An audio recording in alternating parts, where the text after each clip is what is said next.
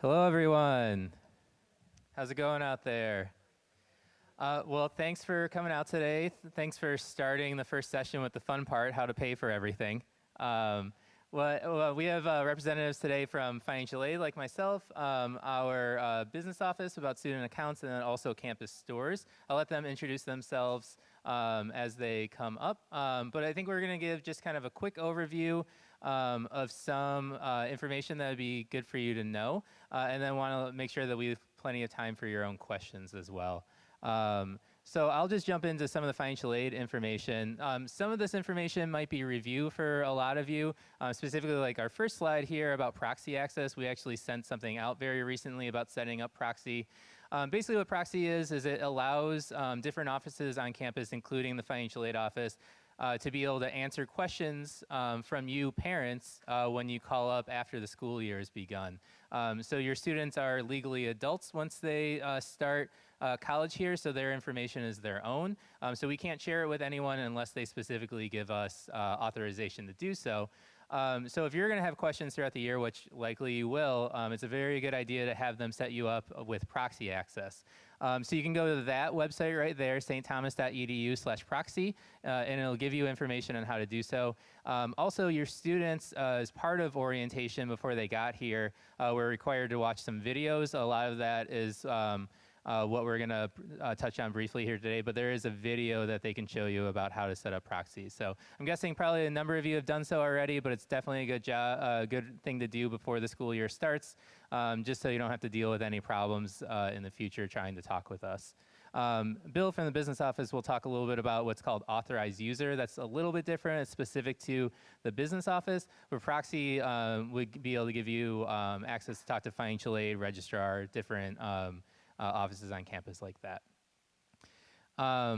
One thing too, a common question we have, and feel free to ask questions about this in the Q&A section, but if you have a question right now about what's the bill going to be for my student for the school year, a really helpful tool that we have is what's called our cost estimator. So that's a nice long URL right there, but if you actually go to the website and just search cost estimator, it'll take you right there. But this tool lets you put in the student's registration for the school year, put in their financial aid, whatever other costs you think they might have, such as room and board, meal plan, things like that. It gives you a lot of options to add there, and that'll give you a very accurate estimate of what your out-of-pocket costs are going to be for the school year. There are some things that can throw that off a little bit, such as if your student last minute decides to add a J term without telling you, that can change things. That happens sometimes. Or if your student's going to have what we call unequal enrollment, so maybe take 4 classes one semester, but then only 3 in another semester. Since we do charge on a per credit basis, that'll change things a bit. Or they're going to be studying abroad. There are some options even as early as freshman year for students to study abroad. So if these are things that your student might be running into, that's a good reason to reach out to their financial aid counselor who can provide you a little bit more individualized of an estimate than the cost estimator can. But of course, we're here. We're happy to do that anyhow, but we definitely encourage you to use the cost estimator because then you can do it in your own free time. You don't have to try to catch us during our business hours. And this is a very general thing, but if any of you have not filed the FAFSA yet, but are interested in seeing if you can qualify for need-based aid, it's not too late to do so. Also, all students at the very least, as freshman students, are eligible for federal loans, specifically $5,500 of federal loans. Hi everyone, I think we'll get going here just so we can make sure we have time for your questions.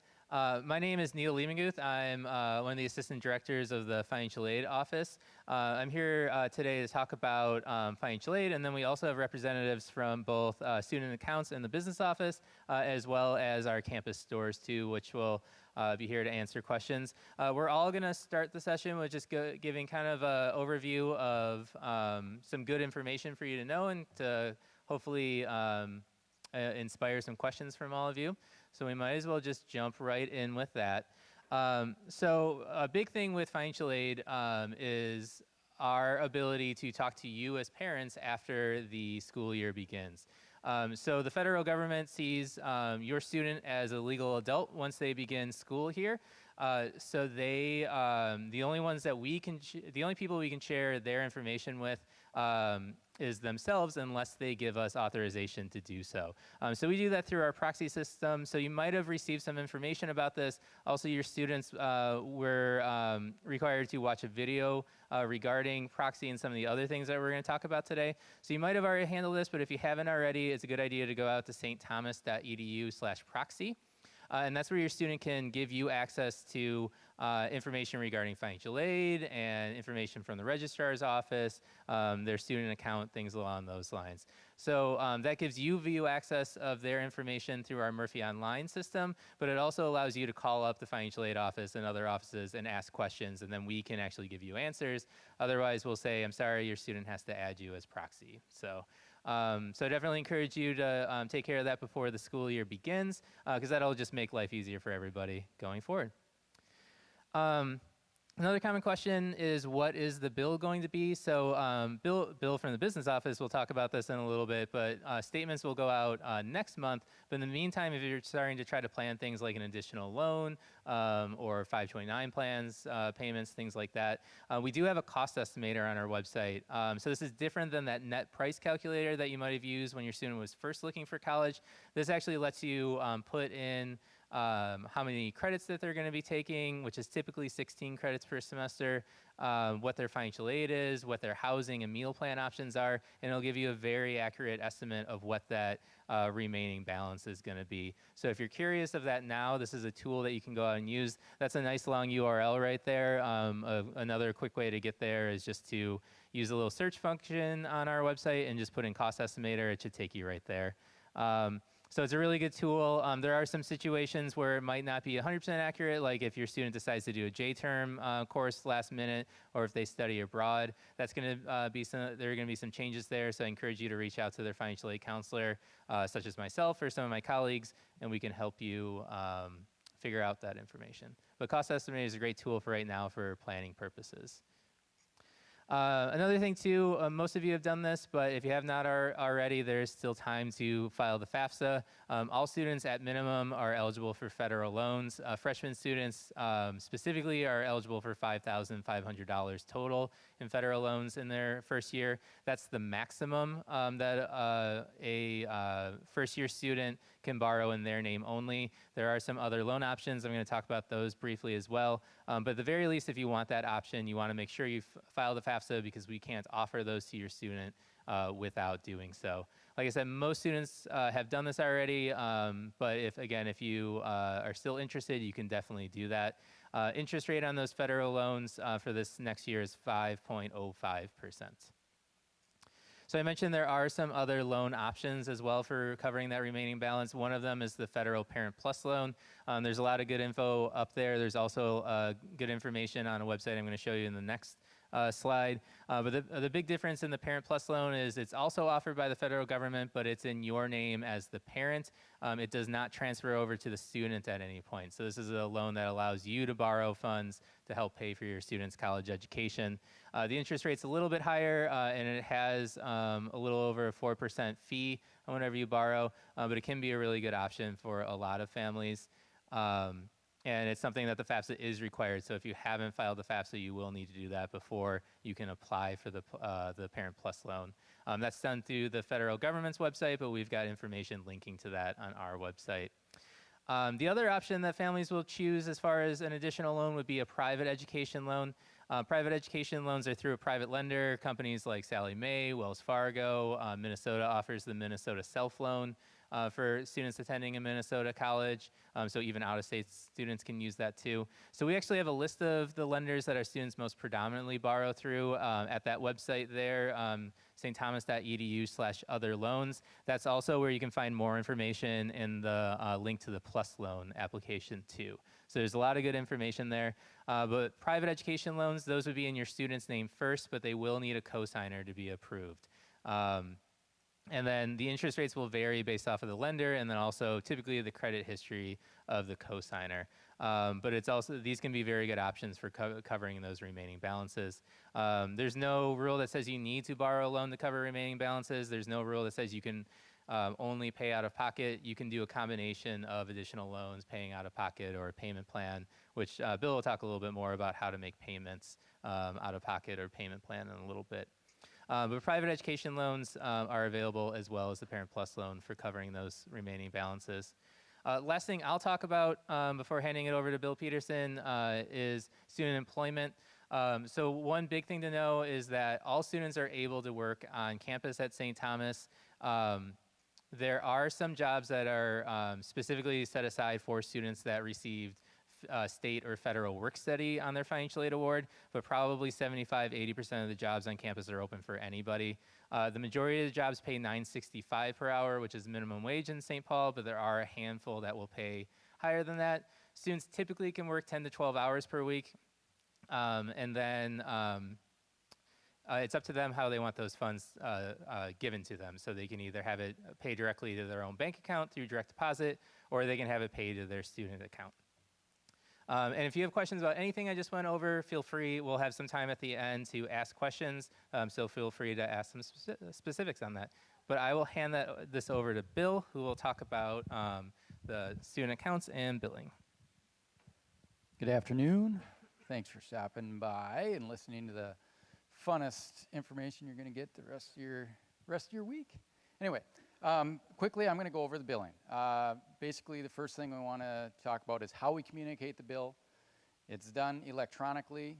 Right now, it's set up just to go to the UST email address, so it's right around the 23rd of August or 23rd of each month. An e-bill notification is sent. So it is important.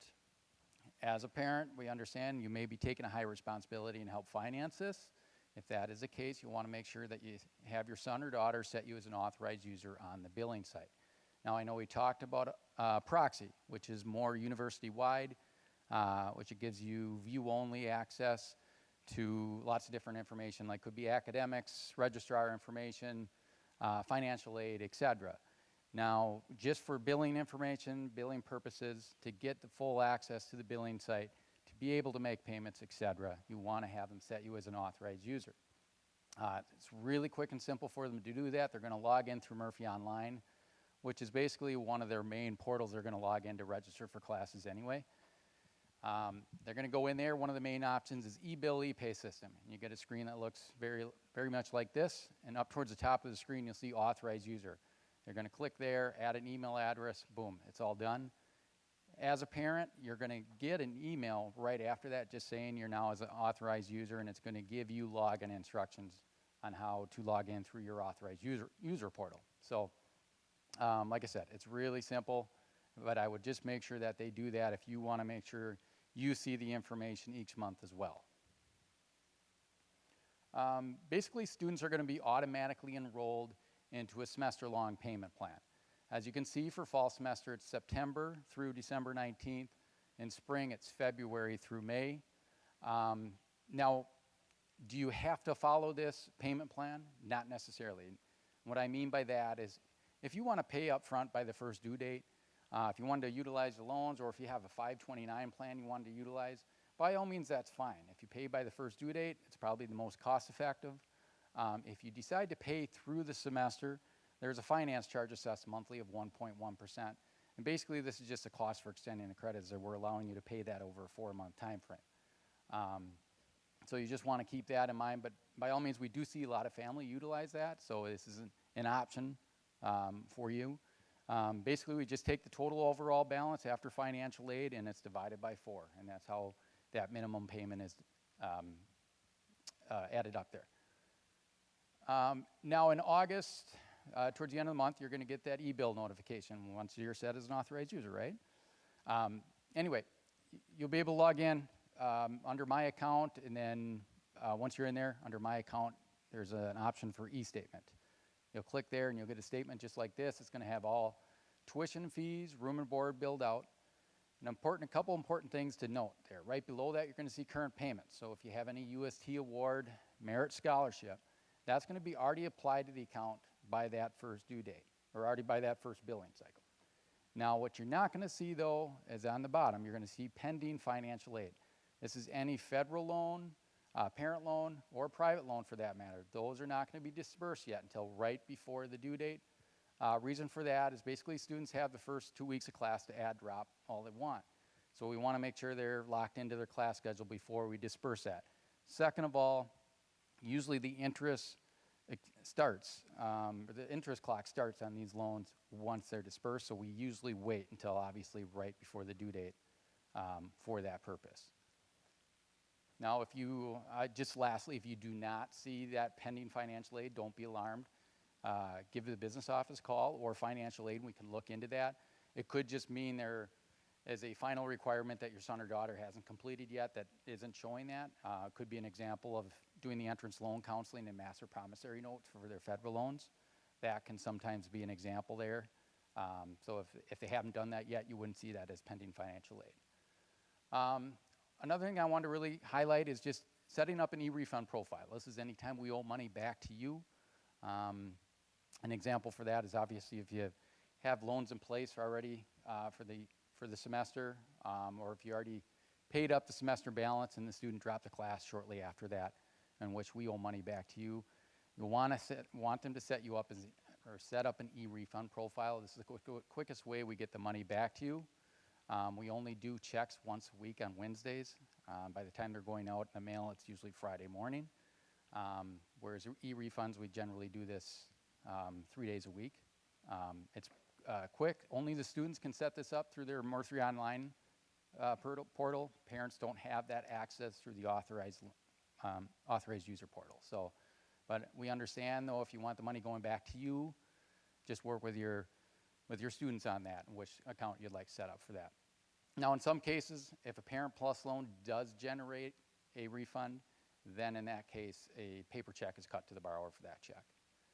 If an account goes past due, that could mean the payment was missed by the 19th. I just want to let you guys know that it puts a hold on their registration. It puts a hold on viewing and accessing their transcript. So if that's the case, just give me a call or financial aid. We can look into what the issue is. Or if it's just a matter of missing a payment, you can easily just make a payment online. The system updates overnight, so the hold is off by the next morning if that's the case. Some of this might have been brought up earlier today, but St. Thomas offers a private tuition insurance plan. Now, this is just for medical withdrawals only. In this case, it's administered by AWG Dewar, in which the coverage is 70% reimbursement of all tuition and fees. Now, there's an option for tuition fees, room and board as well. They are different prices. The prices are on the business office website if you want more information on that. Like I said, though, this is just for medical withdrawal only. And just given the cost of tuition nowadays, this isn't a bad option to think about. You don't have to do it. It's optional. You can do it one semester and decide against it the next. But just never knowing what can happen, and especially if you're 3 months into the semester and something happens, or you come down with mono and you're not able to complete the semester, you could, you could get 70% reimbursement of the tuition back on that. So it's a nice thing to consider. And lastly, their student ID card. I just want to note this serves as several functions for students. Basically, it gives them access to the library, athletic facility, has their meal plan with flex dollars on it, but it also has an express option on it. And you may have seen this down at the fair earlier. It's the same ID card. This is express dollars basically can use for anywhere on campus, for books, buying sweatshirts, groceries, but it can also be used at some off-campus places such as Devani's, Chipotle, just to name a couple. Now, the meal plans with the flex dollars is per semester, and that ends at per semester. With express dollars, that rolls over. Now, with express is a good option for buying books. The two ways you can do it: to preload the funds, you can preload it. You get a 5% bonus for every $50 you put on there. So if students buy books and it's $500 for the semester, and you preload the $500 onto the ID card, you'll get $525 basically for funds to work with on that. Otherwise, another option is to bill it to the student account. If that's the case, you do not get the bonus. It would just show up on the next month's billing cycle as just an express card. But that's an option. It's just something for students to utilize instead of credit cards, debit cards, carrying cash around, etc. From here, I'm going to pass it off to Katie, just talk a little bit more about campus stores and books. Thanks, Bill. Good afternoon. My name is Katie Holly, and I work in the campus stores. We have 2 stores on campus. We have in the lower level of this building, the Tommy Shop, which has a lot of spirit wear, clothing, and gifts. And then we have our full-service bookstore in the lower level of Murray Herrick, where we sell our textbooks and course materials. A couple key things I just want to mention about buying textbooks. There's a couple ways to buy them. You can come in store and shop our shelves, definitely. Also, we sell our books through our website. So if the student goes to our website and they put in their class schedule, it'll populate with all the books that they need. We offer a lot of different kind of options to help keep our pricing competitive. We have rental books. Students can highlight them, write in them, and we'll take it back as a rental return at the end of the semester, provided there's no water damage or something like that. We also have work really hard to try to get a lot of used books. Those go first. So my recommendation would be early August. Maybe if you're going to put your order in. And then you either can have it shipped to you, or we have a textbook reservation program. And we'll fill the order, we'll box it up, we'll put it in a room, and then when the students come back on campus, they just show us their ID and they get their box of books and they're already paid for. And we do fill our orders first come, first serve. So if they wanted to get used books, again, I would recommend ordering earlier in August. And the reservation room opens August 30th. If you have not already done so, we are giving away a free semester of textbooks, so your student can register for that by going onto our Facebook page and commenting on our contest post, the date of their orientation session or today's date. Other than that, if you guys have any questions about any of the topics, we can all field them. So thank you for coming, and let me know if you have any questions. I think we have a few minutes. All right. Okay, great.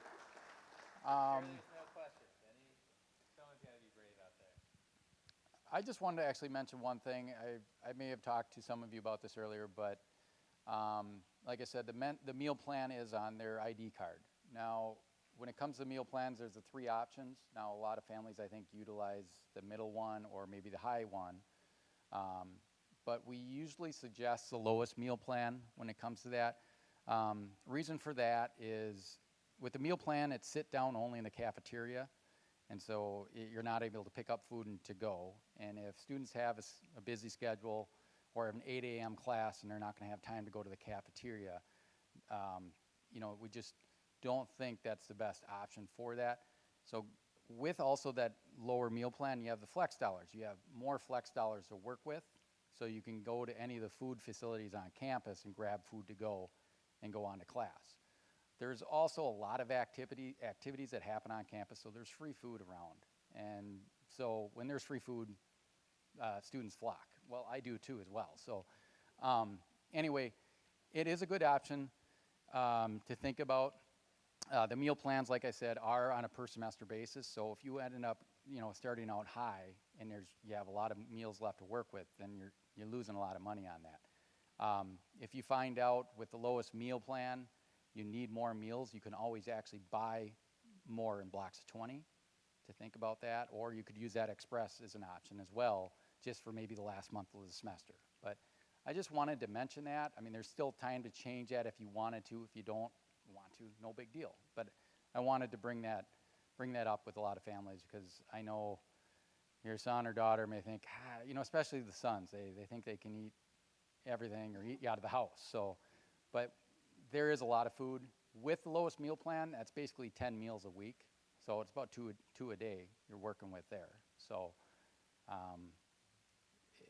and with the middle plan, I think it's about 12 meals a week. So it's not much different, but you get a lot more flex dollars to work with that lowest one, and you can get food to go when you're on the run. So I just want to talk about that briefly. Anything else you can think of can help you out with? I guess we were too good, weren't we? No, kidding. Anyway, thanks for stopping out this afternoon. Obviously, if you have questions, feel free to call us anytime.